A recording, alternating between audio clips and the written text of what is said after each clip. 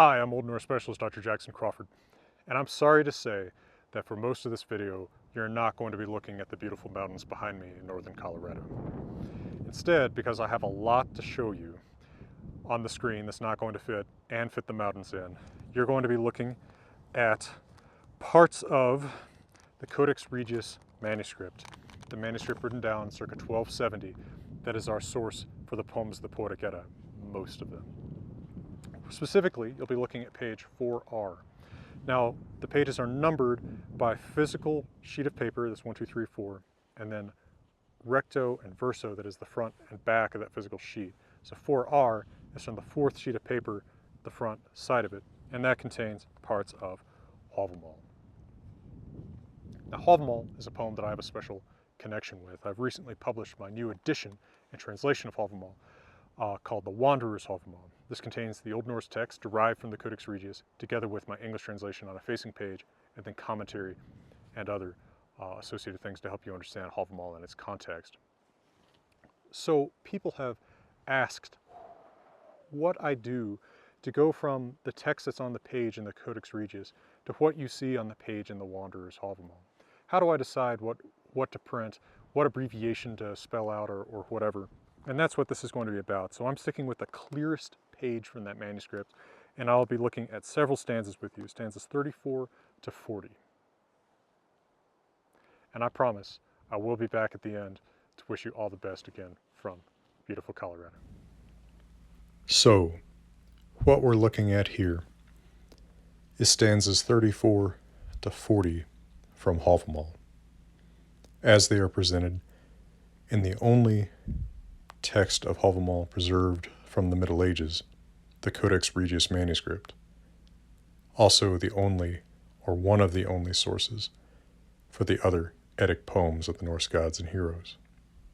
Notice that though this is poetry, it's not broken down into lines or stanzas on the page, unlike how you'll see it in any modern edition. This is because the medieval scribe wants to save space. But we then are left in modern times with the responsibility of figuring out, based on the rules of Norse poetry that we know from, for example, Snorri Sturluson, where the lines and stanzas are.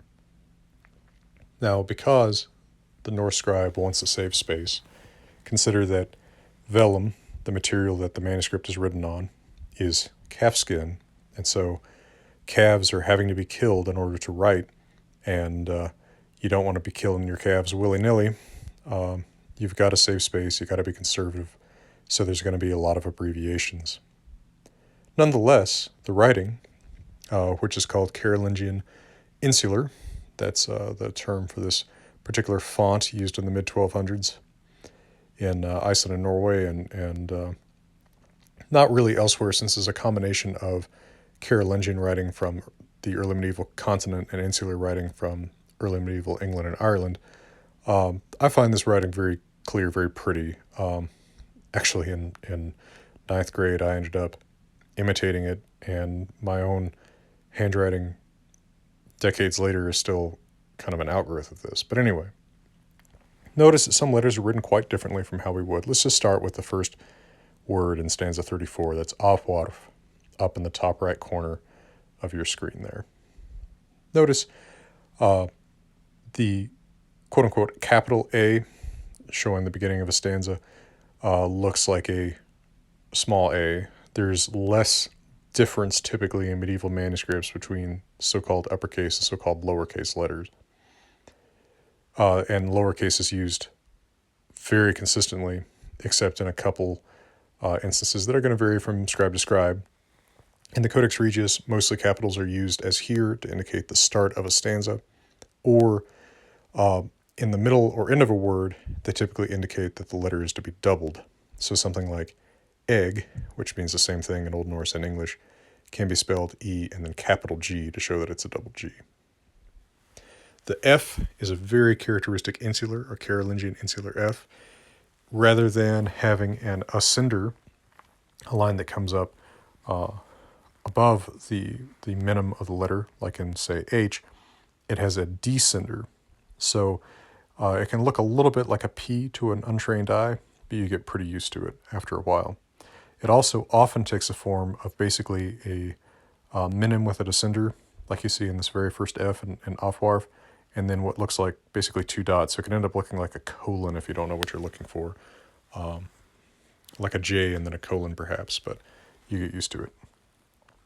Notice also that the R sometimes can be perilously close to looking like a T, as it does in Afwarf. Again, sometimes it really is just context that lets you know what you're looking at. So go Afwarf, Mikit. Mikit is the first word in the next line down. Mikit would be spelled in classical, standardized textbook Old Norse with a K, but in medieval writing we often see C's instead of K's. The preference for K is largely a modern editorial preference rather than a medieval preference. Then we see the word This is just E with a little, what we call a tittle above it. Now that tittle indicates that an R or a front vowel and then an R, so an E or an I and then an R, has been left out. The tittle therefore stands for R or for IR or for ER, in this case just for R. So that's Then we get till, written out. It's not always written out. Then ils. Now that's spelled ILLZ here, but the Z would normally be spelled as an S. This is from assimilation. What's going on is that voiceless S following an apical consonant like an L is being heard as having a T preceding the S, and Z in Old Norse orthography, like in German or Italian orthography, spells a ts. Then we see vinar pretty clearly. Thot. Now thot, notice that there is a dot above the T. That is another way of indicating that the consonant is actually doubled. So in a standardized edition today, you would see that spelled thorn O-T-T, or really thorn long O-T-T. But notice that in medieval manuscripts, they are not writing the acute marks over long vowels, at least not consistently. Those are largely supplied by modern editors. Obrautu. There's a couple things to be said about this. One is that we write this as two words today. This is a preposition, o, on, followed by the object of the preposition, brautu. The preposition is typically written together with the object in an Old Norse manuscript. This probably indicates that prepositions had very low stress, which is not a surprising fact at all. But also notice that the AU is written together as a ligature, as one vowel effectively. That is dangerous in reading Old Norse because these ligatures can actually indicate AU, au, as here, but also that can indicate the vowel O, or what we write in standardized Old Norse as O with a hook, which actually is not usually what O with a hook means in this manuscript, as we'll see 4 lines below. Also, unstressed U, or what we write as unstressed U in modern editions, is often written as unstressed O in early medieval manuscripts, certainly up to about 1300. We see quite a bit of that. And in the same way, we see unstressed I written as E, although that's a little bit less common, or that gets phased out in favor of I, generally earlier than the U being written as unstressed O. Then we have bui, N. Now, there we have a small capital letter N in the word N. We would not typically actually write this with 2 N's today, but it's probably an indication that the scribe actually did consider the words we would consider distinct, N and N, basically but and then yet, as the same word. Then we have till. This is the actual typical manuscript abbreviation for till, unlike the whole word written out, which is the third word in this line. Goths. Now notice how much that medieval S looks like an F without a crossbar. That can really that can really mess you up. Vinar, that's an unusual case of an R having a long descender, like a P or a Q might. And then this next word, you could be tempted to see that as L-I-S, but what that is L-I small capital G, meaning L-I-G-G, and then the word is continued without any kind of dash or anything like that. We're just trying to save space with the I-A in the next line, likya, to lie, as in lie down.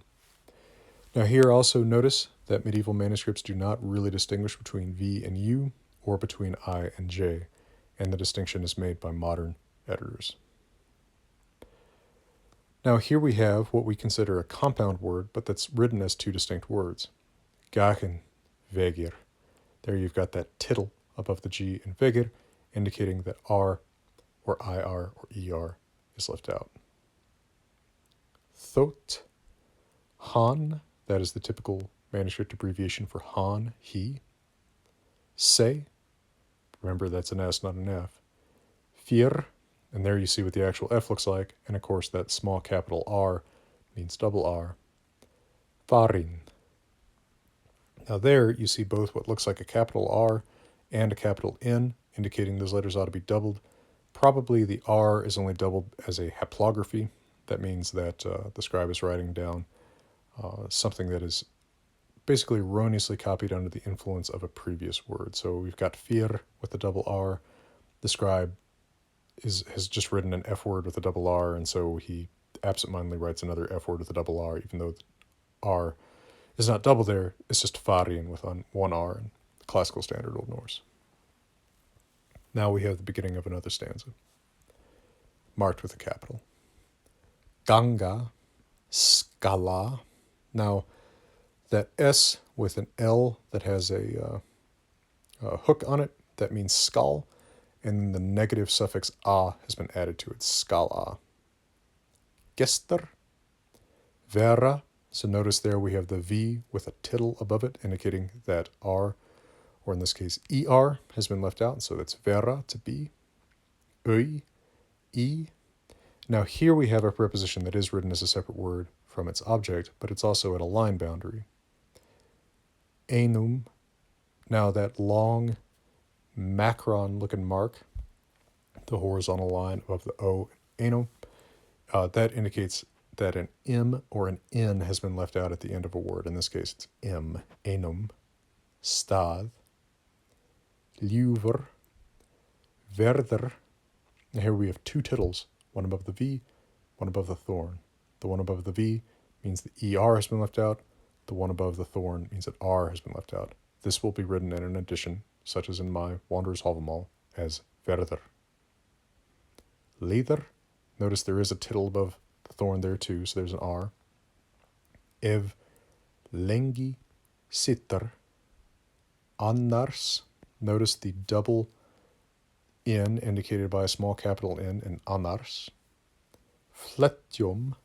Notice we have the bar above the O indicating that an M follows, and that F on fletjum is a great example of an F that can look like just a J followed by a colon. O. New stanza, 36. Bu, with E with a tittle. Betra, that W looking mark above the T. We've started a new line here. See bet, and then the T has a W looking mark. That W looking mark indicates that R, A has been left out. So that's betra, better. Thot, litit. Notice how much a T can look like a C, as in the middle of litit there. Se, haller, there's the word actually written out. Heima, notice that horizontal mark above the I means we have an M following. Not as common in the middle of a word, but it can be used in the middle of a word. Where, and we know it's where because the tittle above the V. Thot, tver. Now notice the vowel here is an E with a hook. That is one way in which the vowel that today in standardized editions we write as ash is written in this manuscript. So that's tver. Geter. Egi. Ok. That mark that you see right there that looks a little bit like, say a number 7 sometimes almost like just a comma, stands for and, that is the so-called Tyronian nota. It is widely used in the Middle Ages, and in whatever language you're reading, it stands for the word for and. So if this were a Latin manuscript, it would stand for et. If this were an Old English manuscript, it would stand for ond. Since this is an Old Norse manuscript, it stands for the Old Norse word for and, which is ok. Then we have a compound word that is split between two lines, taug, reftan, rope, roofed, sol, thought, and there you see an abbreviation shared with Old English for the very common word thought, meaning that or it. Indicated by E with a tittle. Tho, betra, there we have that W-like mark again. N, burn. Now that O with a hook below it looks like the vowel that we use in standardized Old Norse. That stands for the open ah sound, the o. But in this manuscript, it is used for either what we'd write today as an O with a slash and a macron. That's how I write it, how most Norwegian editors write it. Other editors will write it as an OE ligature or as the AE ligature. Now, the reason it might stand for all these different things is that in the Old Norse of the Icelandic scribe who's writing this manuscript in 1270, the old a and u vowels have already merged. So the scribe doesn't really understand why the manuscript that he's copying from, which would be from about 1200 before that merger had happened, has those different vowels and sort of haphazardly mixes them.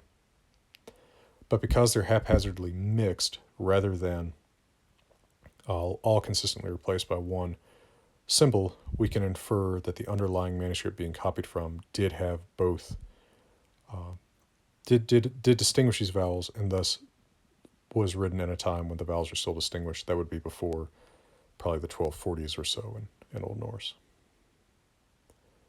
Now we have stanza 37, bu, and then since we're just going to repeat the same words, we've just got abbreviations for the next words, B, thorn, L, S, H, and then, so that would be, okay, bu betra thot litet se. Okay, yeah, then hallar, and then I guess there's no abbreviation for the air. Hema, so that's the next H. Hver, so that's the HV with a tittle. So what we've just done is we've repeated the whole first half of stanza 36 and stanza 37 without having to write it out. Again, saving vellum, saving calves. Now we have a non-compound word that's split a line boundary, blóðugt, bloody. Again, E with a tittle. Hjarta, again, notice I and J are not distinguished. Thame, that I indicating with the bar above it that there's an M behind it. Bidya, skull. There's that abbreviation for skull, the SL with a kind of an antler on the L. And then we have ser, that's S with a tittle above it. Mol, two words but written as one, preposition and its object. Huert, HV tittle T, matar. Stanza 38. Vopnum, with the bar above the O indicating a missing M. Same thing in the next line, sinum. Skala, SL antler A, so that's skull with a negative suffix A. Then we have the rune Madr. This is the younger Futhak rune for the M sound. It is named Madr, and so this manuscript copiously uses the rune to stand for the word Madr, small space-saving measure. Veli, notice that the two L's are written kind of diagonally to each other here. That is another way of indicating a doubled consonant, especially L. O, feti, ganga, that bar above the first A indicates that a missing N or M follows it. Framar, and there we have that W-like mark above the F, indicating that RA is to be read. Thviat, that I above the thorn indicates that this stands for the word thvi. Ovist, E with tittle. Atvita, nar, There we have again the E with a hook indicating the A vowel. Verder, V, tittle, thorn, tittle, indicating verder. O vegum, O with a bar above it indicating OM. Uti, gers, thorf. Now, here we have the AU that actually stands for the vowel that in standardized text we write as O hook. Basically, you just have to judge it by context, although that's not too different from the way that Gothic spells that vowel. Guma. Next stanza. This is 39. Fanka ek mildan. There we have a single N indicated by a doubled N. Hard to say why that might be, other than by attraction perhaps of the double N and the word mon in the next line. But there we've got mon in the next line with the doubled N that's indicated not by capitalizing the N, but by putting a bar over the A. Etha, or common abbreviated form of that word. Svo, so, common abbreviated form of that word. Matar godan at a vari. Now that we would write as V-R-I, but the tittle can stand for any front vowel plus R. A is a front vowel, so that's vari would be. Thigya, notice again, small capital G standing for a double G. Thegit, Edda, normal abbreviation. Since, there we've got the mark over the I to indicate that an N follows. Fjord, and now let me scroll up just a tiny bit in this manuscript to see these lines better.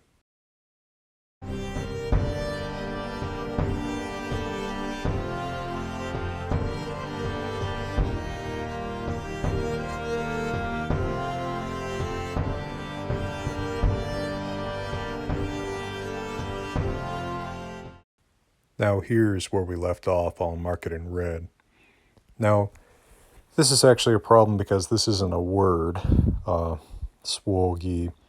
Most editors, I would say all editors, think that what's happened here is the scribe wrote swo, so, and then started to write an adjective starting with G, I, or GJ, and just got distracted in the middle of doing so and came back to copying the manuscript and forgot to finish that word. Most editors, certainly I, supply the word Gjovlan here, generous, because it makes sense in context, but that's not really the point of this video. So then we have at leith. Notice that at this early juncture, before somewhere into the 1300s, thorn and eth aren't as consistently distinguished as we expect them to be, or as we distinguish them in modern editions. Se, laun, ev, thegi. Then new stanza 40. Fjord, since, in indicated by the bar over the I. Fengit, in indicated by the bar over the E. Hever, skyllit, skilly with the negative suffix T. Then next line, mother, indicated by the rune mother. Thorf, so there we have again AU indicating the low back vowel O. Thola. Opt. Now this is something people ask about that I didn't realize was as much of a confusion point as I've come to understand it is now. In Old Norse manuscripts, typically a bilabial fricative before a T is written as P, not as F. This is oft in modern Icelandic, OFT. It means often, of course. But in Old Norse, we typically see it spelled P. It's probably still a fricative.